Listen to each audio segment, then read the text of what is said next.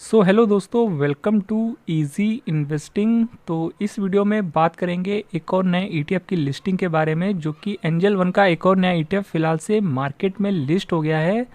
और फ्राइडे यानी 28 मार्च, जो कि लास्ट मार्केट में ट्रेडिंग सेशन रहा है, उसी दिन इसकी लिस्टिंग देखने को मिली है। और ये ईटीएफ कौन सा है जिसका कि इन्फो कुछ टाइम पहले आया था, हमने आपके साथ बात भी की थी। ये है एंजल वन का लिक्विड ईटीएफ, जो कि फ़िलहाल से मार्केट में लिस्ट हो चुका है। और यहाँ पर हम इस वीडियो में इसी ईटीएफ के बारे में बात करेंगे और बेसिकली यहाँ पर लिक्विड ईटीएफ से रिलेटेड कुछ क्वेश्चंस भी लेंगे, जो कि अक्सर आप लोग के क्वेश्चंस आते हैं लिक्विड ईटीएफ से रिलेटेड। लाइक इसमें यहाँ पर जो बाइंग हम सेलिंग करते हैं लिक्विड ईटीएफ में, क्या यहाँ पर ब्रोकरेज चार्जेस लगता है और क्या यहाँ पर एसटीटी चार्जेस लगते हैं या फिर नहीं, जो कि सबसे ज़्यादा पे करना होता है। और कुछ लोग के कमेंट्स ये भी होते हैं कि क्या इसमें जो हमें प्रॉफिट होता है क्या वो टैक्सेबल होता है फिर नहीं। सारे क्वेश्चंस को हम इस वीडियो में डिस्कस करेंगे। तो आइए चलिए वीडियो को शुरू करते हैं, सारा कुछ समझ लेते हैं।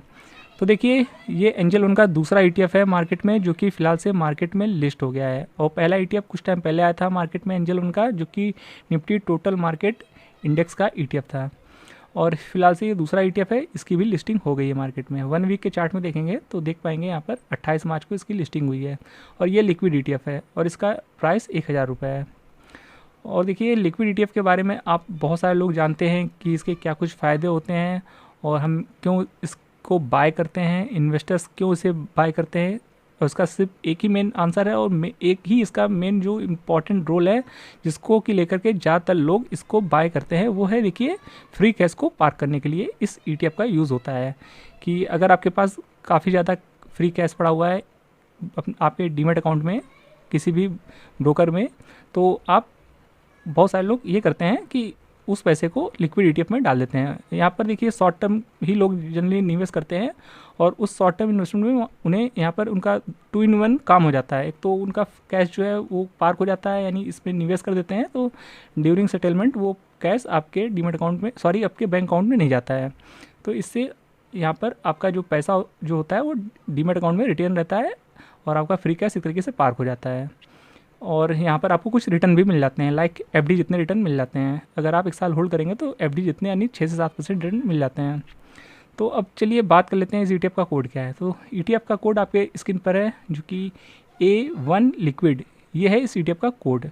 तो इस कोड को डालेंगे तो ये ईटीएफ आपको मिल जाएगा। और ये ऐसा तो है नहीं मार्केट में पहला लिक्विड ईटीएफ है, मार्केट में ऑलरेडी बहुत सारे लिक्विड ईटीएफ लिस्टेड है। और पहले दिन देखिए इसमें वॉल्यूम भी कुछ ज़्यादा नहीं आया है, 1269 यहाँ पर आया है इसमें वॉल्यूम। तो पहला दिन था जिस वजह से वॉल्यूम काफ़ी कम है। और जैसे जैसे लोगों को इस ईटीएफ के बारे में पता चलेगा तो यहाँ पर इसमें और भी बेटर वॉल्यूम होता हुआ देखने को मिलेगा। बाकी देखिए, लिक्विड ईटीएफ्स के बारे में आप जो भी जानकारी हासिल करना चाहते हैं तो आप इस वाली वेबसाइट में जाकर चेक कर सकते हैं, जो कि ग्रो की वेबसाइट है। यहाँ पर आपको लिक्विड ईटीएफ के बारे में सारी जानकारी देखने को मिल जाएगी कि लिक्विड ईटीएफ्स क्या होते हैं, यहाँ पर क्या कुछ फ़ायदे होते हैं और कौन लोग इसमें निवेश करते हैं। और ये सब हम ऑलरेडी कई बार बात कर चुके हैं अपने वीडियोस पे। और मेन क्वेश्चन कि यहाँ पर जो कुछ क्वेश्चंस आते हैं उसके बारे में बात कर लेते हैं।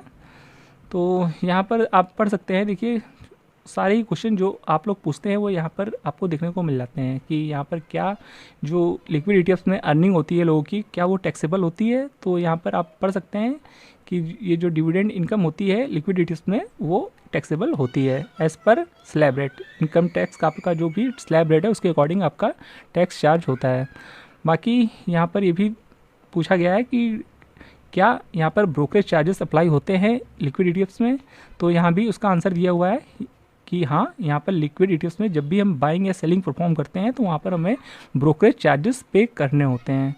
और दूसरा यहाँ पर यह भी पूछा गया है कि क्या एसटीटी चार्जेस, जो कि किसी भी डिलीवरी ट्रेड में सबसे ज़्यादा जो चार्ज लगता है वो as a STT charges apply होता है और वही सबसे ज़्यादा चार्ज हमारे कटते हैं।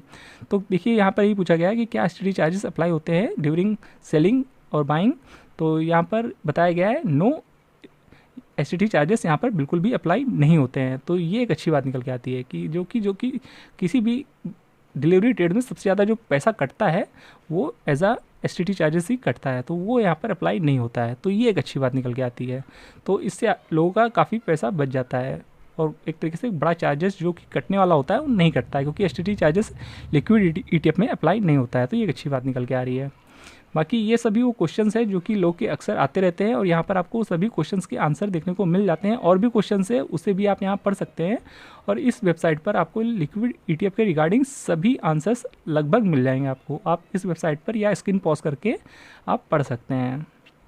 तो लगभग हमने सारा कुछ डिस्कस कर लिया है इस ETF के बारे में और लिक्विड ETF के बारे में। तो अभी आपके कोई डाउट हैं लिक्विड ETFs को लेकर के तो आप कमेंट में पूछ सकते हैं। बाकी ये एक नया ETF है जो कि लिक्विड ETF है, मार्केट में लिस्ट हो गया है और आने वाले समय में आपको और भी एंजल वन की तरफ से नए ETF देखने को मिलेंगे, क्योंकि अब एंजल वन भी म्यूचुअल फंड की इंडस्ट्री में आ गया है और नए नए ETFs भी लॉन्च करेगा, नए नए म्यूचुअल फंड भी लॉन्च करेगा। तो वेट एंड वॉच कि अगला ETF कौन सा होगा एंजल वन की तरफ से, और जैसे ही अगला ETF आएगा एंजल वन की तरफ से हम आपको अपडेट देने की पूरी कोशिश करेंगे। तो होप ये वीडियो आपको इन्फॉर्मेटिव लगा होगा। बाकी वीडियो पसंद आया हो तो वीडियो को लाइक जरूर कर दीजिएगा और ऐसी वीडियोस को देखते रहेंगे, चैनल को सब्सक्राइब करना बिल्कुल भी मत भूलिएगा। तो फिर मिलते हैं नेक्स्ट वीडियो में, तब तक के लिए गुड बाय।